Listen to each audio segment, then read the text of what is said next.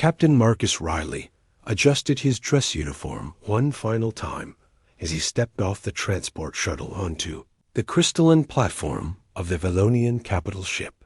The massive vessel stretched beyond his vision, its bioluminescent walls pulsing with soft blue light that seemed to breathe with life itself. He had been invited to attend Princess Lyra's wedding ceremony as a representative of the human colonial defense force, an honor that still felt surreal after 3 years of brutal warfare between their species.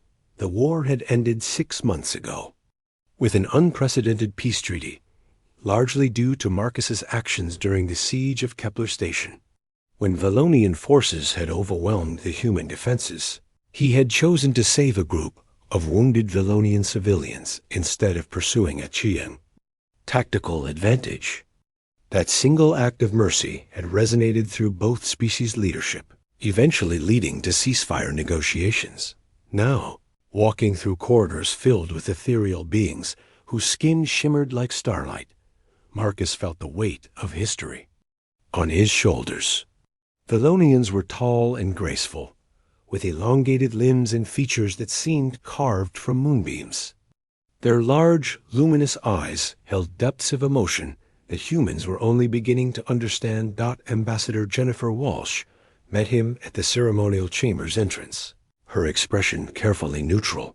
"Captain Riley, thank you for accepting this invitation. Your presence here means more than you might realize." "Just doing my duty, Ambassador," Marcus replied, though he couldn't shake the feeling that something important was being left unsaid.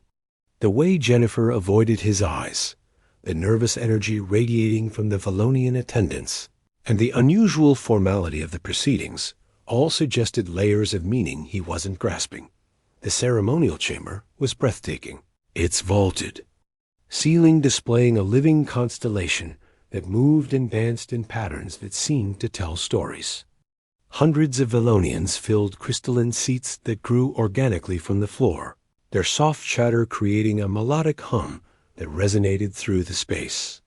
At the chamber's heart stood an altar made of what appeared to be solidified starlight, pulsing with gentle energy. Marcus took his designated seat in the front row, surprised by its prominence. Around him, Valonian nobles nodded respectfully, their formal robes shifting color in response to their emotions. He noticed Princess Lyra's parents, the Emperor and Empress, watching him with expressions that seemed both grateful and expectant. When Princess Lyra entered, the entire chamber fell silent. She moved with liquid grace, her ceremonial gown appearing to be woven from captured aurora light. Her silver hair flowed like liquid mercury, adorned with crystalline ornaments that caught and reflected the chamber's bioluminescence. But it was her eyes that captured Marcus's attention, large and violet, filled with an emotion he couldn't quite identify. The ceremony began with ancient Valonian chants that seemed to vibrate through the ship's very structure. Marcus watched, fascinated, as patterns of light danced across the walls in response to the music. The officiant, an elderly Valonian with skin like polished platinum, began speaking in their lyrical language before switching to accented English for the benefit of the human guests. "We gathered today to witness the union of souls, the binding of hearts across the vast darkness between stars," the officiant intoned. "Love knows no boundaries of species or origin, only the truth that burns in two hearts made one." Marcus nodded approvingly at the sentiment, though he felt a strange tightness in his chest. Something about the way Princess Lyra kept glancing in his direction made him increasingly uncomfortable. Her eyes held a mixture of hope and fear that he couldn't understand. The ceremony progressed through various rituals, each more beautiful than the last. Crystalline flowers that sang in harmony with the bride's heartbeat, pools of liquid light that reflected shared memories, and an exchange of what appeared to be crystallized promises that glowed with inner fire. Then the officiant's words cut through Marcus's admiration like a blade. "Captain Marcus Riley, please come forward to complete the bonding ceremony."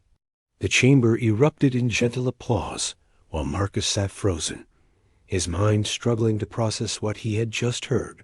Jennifer Walsh appeared at his elbow, her expression apologetic but firm. "Captain, it's time?" "Time for what?" Marcus whispered, though the sinking feeling in his stomach already provided the answer. "The wedding, Marcus. Your wedding." The invitation wasn't to attend Princess Lyra's ceremony.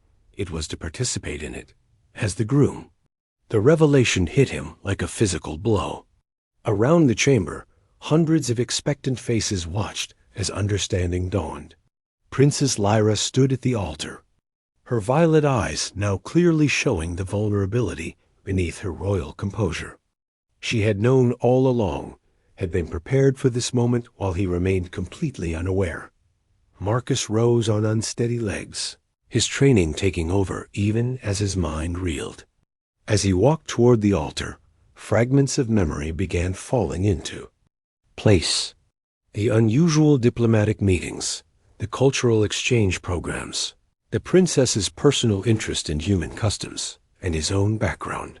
What he had interpreted as political curiosity had been something far more personal.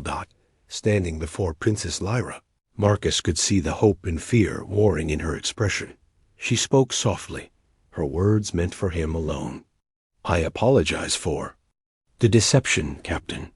In our culture, the heart's choice cannot be forced, only offered.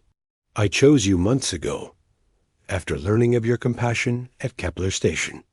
But the choice to accept must be yours, made freely." The officiant waited patiently as Marcus processed this revelation. Around them, the crystalline chamber pulsed with anticipation. He thought of the war, the bridges burned and rebuilt, the impossible peace that had emerged from conflict. He looked into Lyra's eyes and saw not just a princess or an alien, but a being who had chosen to trust her future to someone she barely knew. "Your Highness," Marcus said quietly, finding his voice at last, "I wish you had told me sooner." A shadow of disappointment crossed her features before he continued. "Because I would have worn a better uniform." The relief that flooded her expression was immediately matched by joy that set her skin aglow with soft radiance. Marcus took her hands, marveling at their warmth and the way they seemed to perfectly complement his own as they spoke their vows. Mixing human and Valonian traditions, Marcus realized this moment represented something larger than either of them. Two species that had been enemies were now bound by something stronger than treaties or trade agreements. They were bound by the choice two individuals had made to trust in something better than the past. The ceremony concluded with a spectacular display of bioluminescent celebration that lit up the chamber like a newborn star. As Marcus and Princess Lyra were presented to their people as husband and wife, he finally understood why his presence had meant so much. Sometimes the greatest victories came not from battle, but from the courage to embrace an impossible future.